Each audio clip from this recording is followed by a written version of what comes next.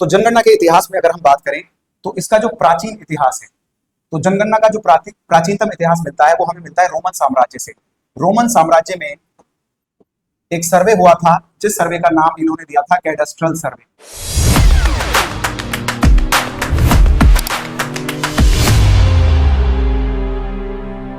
Hello friends, मेरा नाम है सलमान और आप देख रहे हैं पीआरके स्टडी पॉइंट।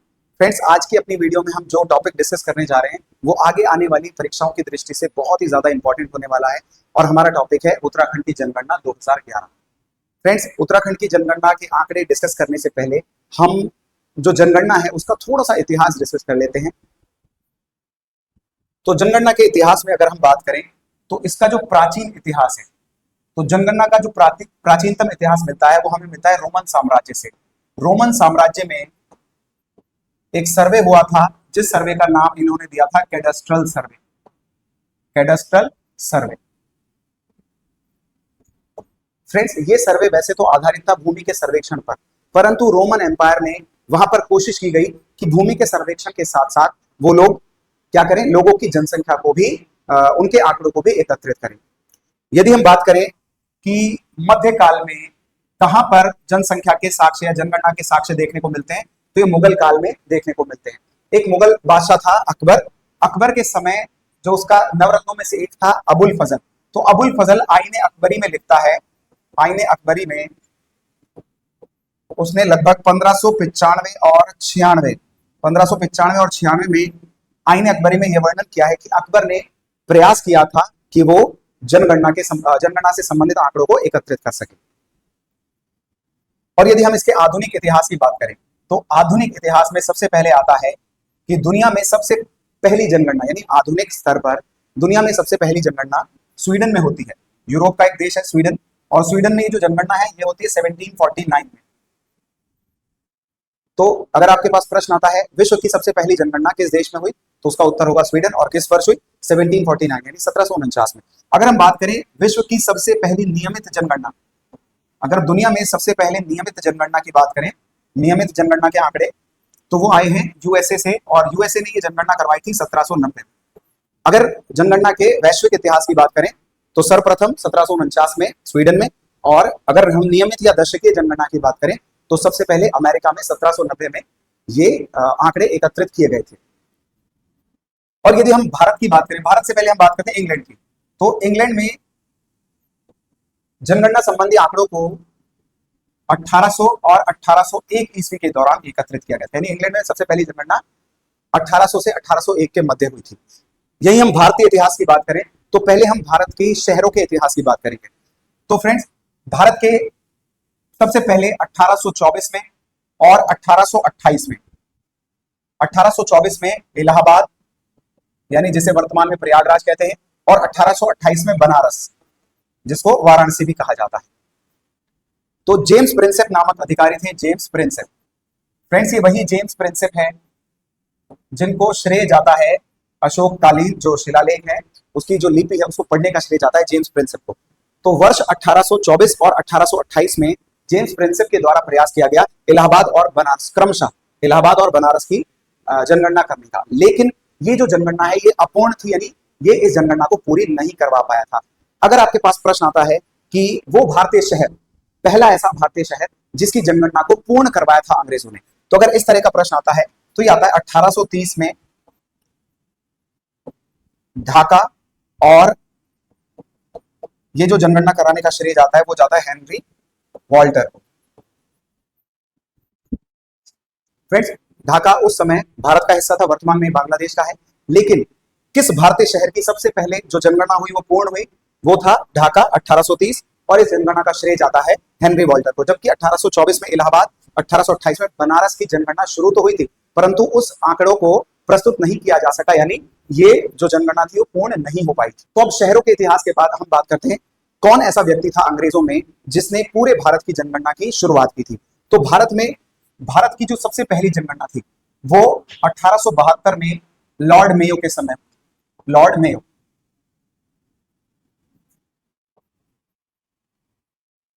के समय हुई थी, परंतु ये कोई नियमित या दशकीय जनगणना नहीं थी।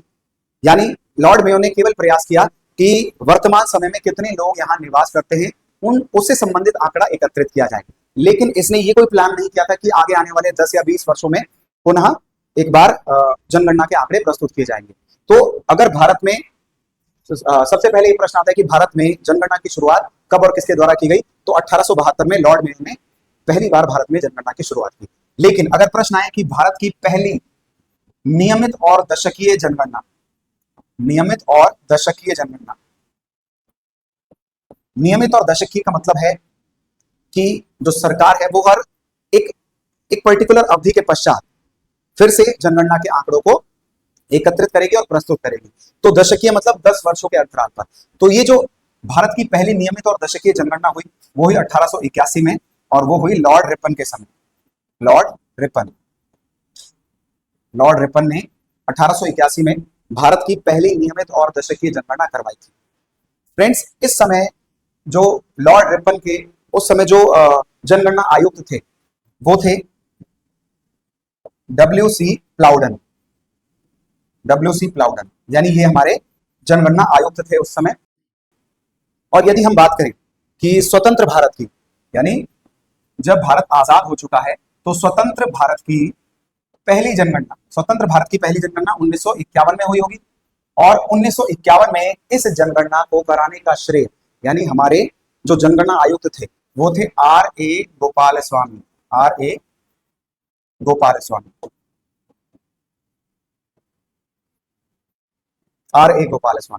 और यदि हम बात करें हमारे साल 2011 की जनगणना की, तो साल 2011 में जो जनगणना हुई, इस जनगणना के आयुक्त जो थे वो थे सी चंद्रमौली। तो सी चंद्रमौली हमारे 2011 की जनगणना के आयुक्त थे। फ्रेंड्स, अब आप मुझे कमेंट में बताएंगे कि भारत के वर्तमान जो जनगणना आयुक्त है वो कौन है, आप मुझे कमेंट करके बताएंगे। तो हम बात करेंगे उत्तराखंड में जनगणना का क्या इतिहास है, या फिर 2011 के अनुसार उत्तराखंड के जो आंकड़े हैं जनगणना संबंधी वो किस प्रकार। तो फ्रेंड्स, उत्तराखंड की जनगणना में जो जनगणना 2011 है उसमें हम सबसे पहले कुल जनसंख्या को कंसिडर करेंगे, यानी हम टॉपिक वाइज पढ़ेंगे। तो हमारा पहला टॉपिक है कुल जनसंख्या। तो अगर हम बात करें जो उत्तराखंड की कुल जनसंख्या है साल 2011 के जनगणना के अनुसार वो है 1,86,292। 1,86,292। और ये संपूर्ण भारत की, अगर हम भारत की बात करें, इंडिया की कुल जनगणना लगभग 1.21 बिलियन थी। तो अगर हम बात करें ये जो हमारी जनगणना 1,86,292 वो भारत की जनगणना का कितना प्रतिशत थी, तो अगर हम बात करें तो ये 0.83%। 0.83। वहीं कुछ प्रश्न आते हैं क्षेत्रफल से संबंधित। अगर हम बात करें उत्तराखंड का क्षेत्रफल, तो उत्तराखंड का क्षेत्रफल होगा 53,483 वर्ग किलोमीटर। वहीं अगर हम इंडिया के क्षेत्रफल की बात करें तो इंडिया का क्षेत्रफल है 32,87,263 वर्ग किलोमीटर। तो अगर आपके पास प्रश्न आता है कि उत्तराखंड का क्षेत्रफल भारत के क्षेत्रफल का कुल कितना प्रतिशत है, तो वो हो जाता है 1.69%। 1.69। अगर कुल जनसंख्या पूछता है तो आ जाएगा 0.83%, और अगर क्षेत्रफल पूछता है तो 1.69% उत्तर होगा आपका। इसके अतिरिक्त अगर हम बात करें कि कुल जनसंख्या 1,86,292 में कितने मेल हैं, तो मेल है 51,37,773, जो कि कुल जनसंख्या का कितना प्रतिशत है, लगभग 51%, यानी 50.93% है। वहीं अगर हम महिलाओं की बात करें, फीमेल जनसंख्या कितनी है, तो है 49,48,519, जो कि हमारी टोटल जनसंख्या का मात्र 49.07% होता है। फ्रेंड्स, अगर हम बात करें जिला, तो सबसे ज्यादा जनसंख्या वाला जिला जो हमारे पास है उत्तराखंड का वो है हरिद्वार। हरिद्वार जिले में लगभग 19 लाख की आबादी 2011 के अनुसार 18,90,000 समथिंग है। तो हरिद्वार सबसे ज्यादा जनसंख्या वाला जिला हो जाता है हमारा। और वहीं 2011 के अनुसार सबसे कम जनसंख्या वाला जिला हो जाता है हमारा रुद्रप्रयाग। ये सबसे कम जनसंख्या वाला जिला हो जाता है। इसके बाद हम बात करते हैं दशकीय वृद्धि दर की। दशकीय वृद्धि दर को समझने के लिए हम क्या कर सकते हैं कि एक उदाहरण से समझेंगे इसको हम। मान लीजिए कि साल 2001 में किसी क्षेत्र की जनसंख्या मात्र 1,000 थी। वहीं साल 2011 आया और 2011 में ये जनसंख्या बढ़कर 1200 हो गई। तो दशकीय वृद्धि दर को हम कैसे समझ सकते हैं, 10 सालों में कितनी वृद्धि हुई है उसका हमें दर निकालना है। तो अपने इस उदाहरण से हम देखेंगे कि 1,000 लोग थे, 1200 हो गए, तो वृद्धि कितने की हुई, 200 की। और 200 वृद्धि कितने पर हुई? 1000 पर।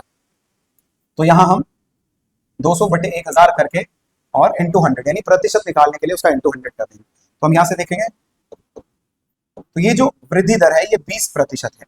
तो इस तरह से दशक की वृद्धि दर को कैलकुलेट किया जाता है। अगर हम बात करें जो दशक की वृद्धि दर है वो भारत का जो स्तर है या भारत का जो दर है वो है लगभग 17.64%, लगभग 17% या 17.5% दशक की वृद्धि दर है। वहीं अगर हम उत्तराखंड की बात करें अपने राज्य की तो ये जो दर है ये 18.81 है, यानी ये औसत राष्ट्रीय दर से कुछ ज्यादा है। अगर हम अपने जिलों की बात करें तो उत्तराखंड में सर्वाधिक जनसंख्या वृद्धि किस जिले की हुई है? तो वो है हमारा यूएसए, उधम सिंह नगर। और उधम सिंह नगर की जो जनसंख्या प्रतिशत है दशक की वृद्धि दर है वो लगभग रही है 33.45%, 33.45% रही है। वहीं अगर हम सबसे कम जनसंख्या वृद्धि दर की बात करें तो फ्रेंड्स इसमें ध्यान रखना कि हमारे दो जिले आ जाते हैं, एक तो है पौड़ी और दूसरा है अल्मोड़ा। ये दो जिले आपको इसलिए हमेशा याद रखने हैं कि क्योंकि यहां पर जो दशक की वृद्धि दर है वो ऋणात्मक रही है यानी माइनस में रही है। तो पौड़ी में जो दशक की वृद्धि दर रही है वो रही है माइनस का 1.41 और जबकि माइनस का 1.28 ये जो है ये प्रतिशतता में वृद्धि दर है। यानी अगर ये वृद्धि दर माइनस में है तो इसका मतलब पौड़ी और अल्मोड़ा जिले में साल 2001 में जितने लोग रहते थे 2011 में जनसंख्या के जो आंकड़े आए हैं वो उससे कम हैं। यानी 2011 में 2001 की तुलना में वहां के निवासियों में कमी आई है, वहां पर जनसंख्या कम हुई है। तो इसके बाद हम बात करते हैं जनसंख्या घनत्व की। तो ये जो हमारा टॉपिक है इसको हम जनसंख्या घनत्व कहते हैं। और जनसंख्या घनत्व को हम कैसे मेजर करते हैं, कैसे इसको कैलकुलेट किया जाता है? तो जनसंख्या घनत्व को कैलकुलेट करने का एक तरीका है कि कुल जनसंख्या बटे कुल क्षेत्रफल, कुल क्षेत्रफल।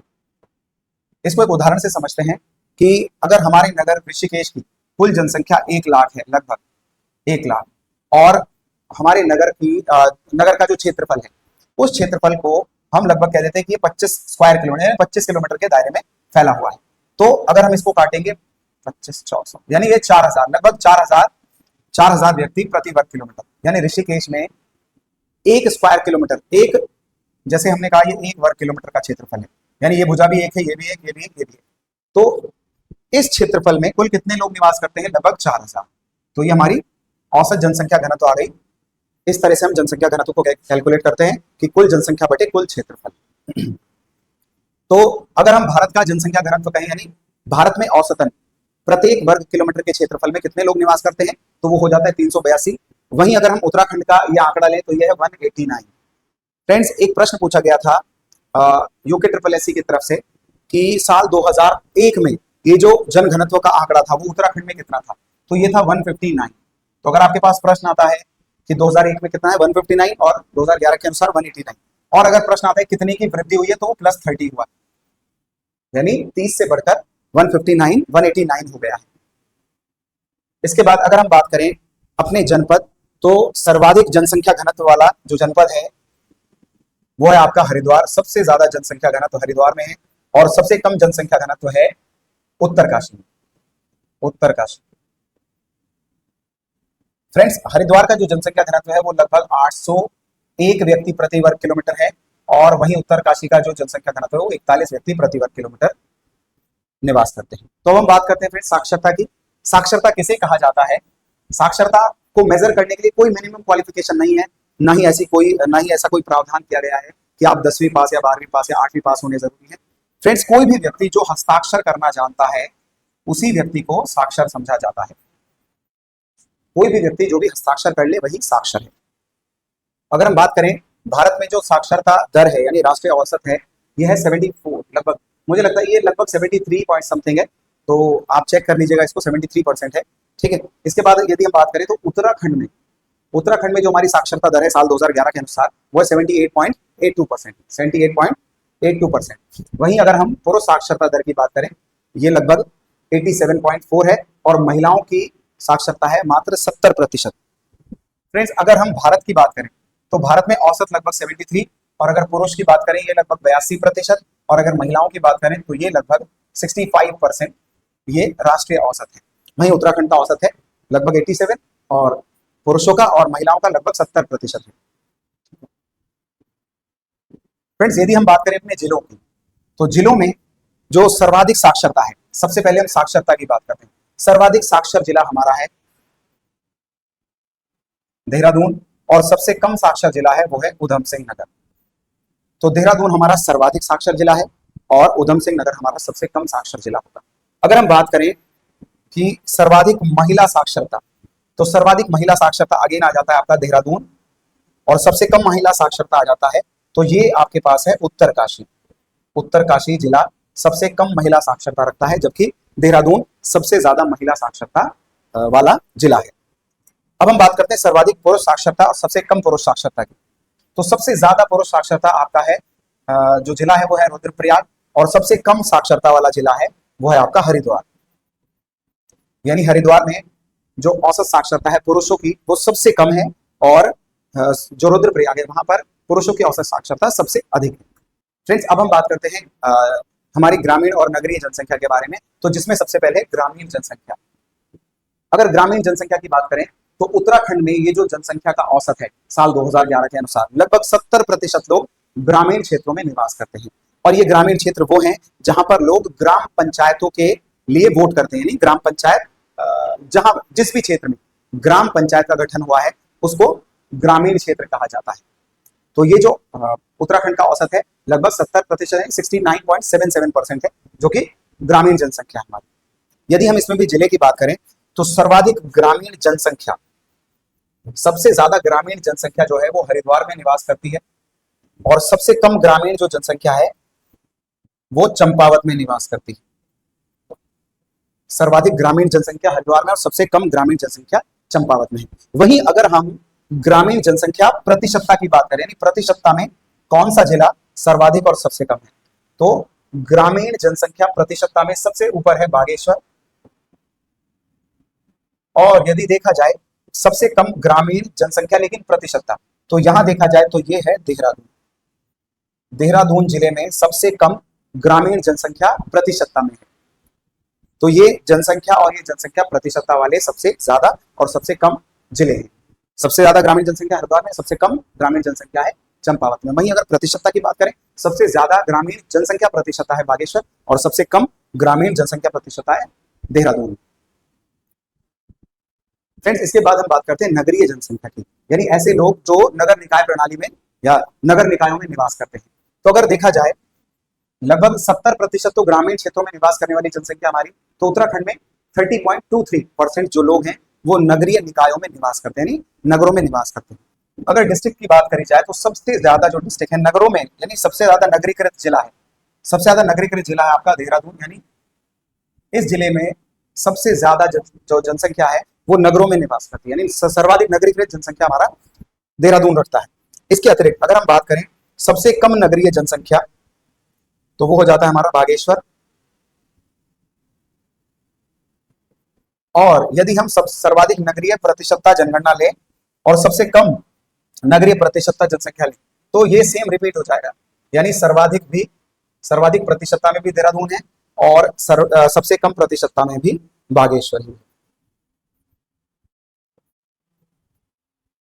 तो फ्रेंड्स, ये है नगरीय जनसंख्या। सर्वाधिक नगरीय जनसंख्या वाला जनपद है देहरादून और सबसे कम नगरीय जनसंख्या वाला जनपद है बागेश्वर। वहीं अगर इनकी प्रतिशतताओं की बात करें, सबसे ज्यादा नगरीय जनसंख्या प्रतिशतता कहाँ निवास करती है, तो वो देहरादून है, और सबसे कम नगरीय जनसंख्या जो प्रतिशतता में निवास करती है वो बागेश्वर है। फ्रेंड्स, इसके बाद हम बात करेंगे लिंगानुपात, जिसको अंग्रेजी में सेक्स रेशियो कहा जाता है। लिंगानुपात को हम कैसे समझ सकते हैं? ये एक ऐसा अनुपात है जो कि महिलाओं और पुरुषों की, यानी मेल और फीमेल की जनसंख्या का अनुपात होता है। इसमें हम मेल को हमेशा, यानी जो पुरुष है उनको 1000 रखते हैं, और इन 1000 पुरुषों पर कितनी औसत महिलाएं हैं, ये जो आंकड़ा होता है इसी को लिंगानुपात कहा जाता है। यानी प्रति 1000 पुरुषों पर महिलाओं की जनसंख्या जो भी होगी वो हमारे लिंगानुपात का आंकड़ा होगा। यदि हम बात करें भारत राष्ट्रीय स्तर की, तो साल 2011 के अनुसार भारत में जो लिंगानुपात है वो 943 है, यानी प्रति 1000 पुरुषों पर 943 महिलाएं हैं। 943 ये महिलाओं की जनसंख्या का अनुपात है राष्ट्रीय स्तर पर। वहीं अगर हम बात करें राज्य के औसत की, तो राज्य का औसत है 963, यानी प्रति 1000 पुरुषों पर 963 महिलाओं की जनसंख्या है। फ्रेंड्स, एक प्रश्न आया था कि ये जो साल 2001 के अनुसार हमारा लिंगानुपात कितना था, तो साल 2001 के अनुसार जो उत्तराखंड का लिंगानुपात था वो था 962। यानी ये जो है 10 वर्षों में मात्र एक अंक से बढ़कर 963 हुआ है, तो मात्र एक अंक बढ़ा है हमारा लिंगानुपात। वहीं अगर हम अपने जिलों की बात करें तो सर्वाधिक लिंगानुपात वाला जिला है हमारा अल्मोड़ा, और अल्मोड़ा का जो लिंगानुपात है वो लगभग 1139 है। वहीं अगर हम बात करें सबसे कम लिंगानुपात वाले जिले की, तो सबसे कम लिंगानुपात वाला जिला है वो है हरिद्वार, और हरिद्वार का जो लिंगानुपात है वो है 880। यानी हरिद्वार में प्रति 1000 पुरुषों पर 880 महिलाएं हैं, जबकि अल्मोड़ा में प्रति 1000 पुरुषों पर जो महिलाओं की जनसंख्या वो 1139 है, 1139। फ्रेंड्स, इसके बाद हम बात करते हैं शिशु जनसंख्या और शिशु लिंगानुपात की। तो शिशु जनसंख्या की यदि हम बात करें तो साल 2011 के अनुसार, अब शिशु जनसंख्या क्या है और एक्चुअल में जो सामान्य जनसंख्या क्या है उसको मैं डिस्कस कर लेता हूं आपके सामने। फ्रेंड्स, जो भी जनसंख्या है यानी जो जनगणना है, जनगणना में जो शब्द प्रयोग हुआ है जनसंख्या, वो दरअसल 6 वर्ष से अधिक के आयु के लोगों की संख्या है। अगर हम सामान्य जनगणना की बात करें तो वो है 6 वर्ष से अधिक के आयु के लोगों की जो संख्या है उसी को हम जनसंख्या कहते हैं, सामान्य जनगणना। और अगर हम शिशुओं की बात करें तो शिशु जनसंख्या है जो 0 से लेकर 6, यानी जो न्यू बॉर्न बेबी है वहां से लेकर 6 साल तक के बच्चों को हम शिशु जनसंख्या के अंतर्गत उनके आंकड़ों को एकत्रित करते हैं। तो ये है शिशु जनसंख्या जो कि 0 से लेकर 6 साल तक के बच्चों का है। और जो सामान्य जनसंख्या, सामान्य जनगणना होता है वो होती है 6 वर्ष से अधिक के आयु के लोगों के आंकड़े, उनको हम सामान्य जनगणना कहते हैं। तो फ्रेंड्स, जो हमारी साल 2011 के अनुसार जो भी शिशु जनसंख्या है वो लगभग है 13,55,814। और ये हमारे जो उत्तराखंड का अगर हम बात करें जो टोटल जनसंख्या 1,86,292, तो उसका कुल कितना प्रतिशत रहता है, तो ये 13.44 यानी लगभग 13.5% शिशु जनगणना है हमारी, या शिशु की जनसंख्या है। तो फ्रेंड्स, अब शिशु जनगणना में हम बात करते हैं शिशु लिंगानुपात। शिशु लिंगानुपात यानी कि 0 से 6 साल तक के बच्चों में जो मेल और फीमेल रेशियो है वो कितना है। मेल को हमेशा हम 1000 कंसिडर करते हैं, मेल को हम हमेशा 1000 कंसिडर करते हैं, और फीमेल को उस 1000 पर कितना आंकड़ा होगा ये हम लिंगानुपात में जानते हैं। तो अगर बात की जाए राज्य की औसत की हमारी, यानी उत्तराखंड में जो शिशु लिंगानुपात है वो लगभग है 890, यानी जो प्रति 1000 बेबी बॉय है उन पर जो बेबी गर्ल की जनसंख्या है वो 890 है। तो 890 हमारा राज्य की औसत है। अगर हम बात करें सर्वाधिक शिशु लिंगानुपात वाला जिला, तो अगर जिले में हम बात करें सबसे ज्यादा शिशु लिंगानुपात वाला जिला है अल्मोड़ा, और अगर हम बात करें सबसे कम शिशु लिंगानुपात वाला जिला तो ये हो जाता है हमारा पिथौरागढ़। और अल्मोड़ा का अगर हम रेशियो की बात करें तो अल्मोड़ा में है ये 922 और 816, ये पिथौरागढ़ का आंकड़ा है 816। तो फ्रेंड्स, ये तो था जनगणना से संबंधित हमारे सामान्य आंकड़ों की एक वीडियो। अपनी नेक्स्ट वीडियो में हम जनगणना से संबंधित जो SC और ST के आंकड़े हैं उनको प्रस्तुत करेंगे। अगर आपको हमारी वीडियो पसंद आती है तो लाइक, शेयर और सब्सक्राइब करें। धन्यवाद।